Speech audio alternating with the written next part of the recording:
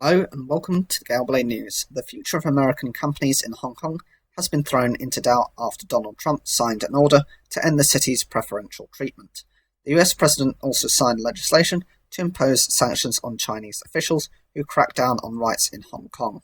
The measures came in response to Beijing imposing a new security law in the former British colony last month. However, analysts are advising business leaders to take a considered approach. We are telling clients to have a wait-and-see approach. We just don't have any details yet, and this is very vague. This is not the time to freak out. Shanghai-based Kent Kedel, partner at consultancy firm Control Risks, told the BBC.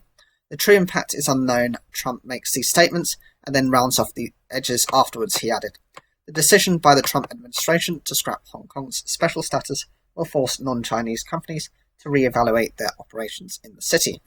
On Tuesday, the New York Times said it will move some of its Hong Kong staff to Seoul, and while growing tensions between the US and China are likely to make Hong Kong less attractive in many respects, there are also several reasons that the city may remain popular with foreign businesses.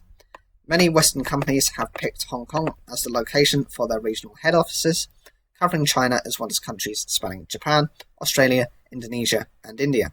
More than 1,500 foreign businesses have Asian headquarters in the city. Of those firms, some 300 are American companies. There are more than 9,000 overseas and mainland Chinese companies operating in the city, according to the 2019 annual survey of companies in Hong Kong, with parent companies located outside Hong Kong. That number rose by almost 10% between 2017 and last year. Of those firms, more than 1,300 are US companies, with around 85,000 Americans living in Hong Kong. Hong Kong is one of the world's leading financial centres, with the stock market valued at £3.9 trillion as of the end of June. According to the city's stock exchange, that figure rose by 16% over the last year.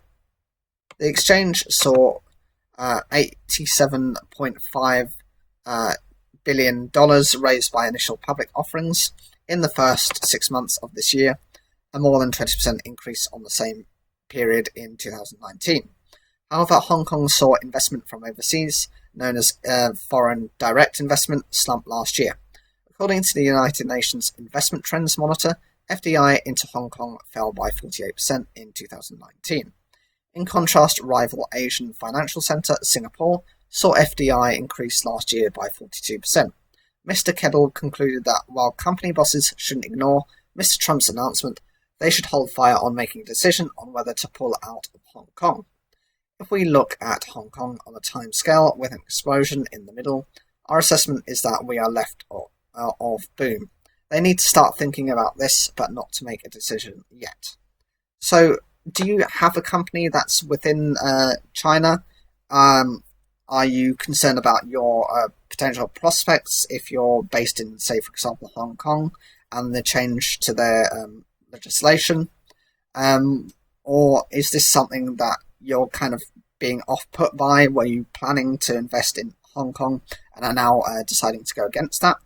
Whatever you think, leave comments down below. Like the video if you enjoyed it, and don't forget to subscribe.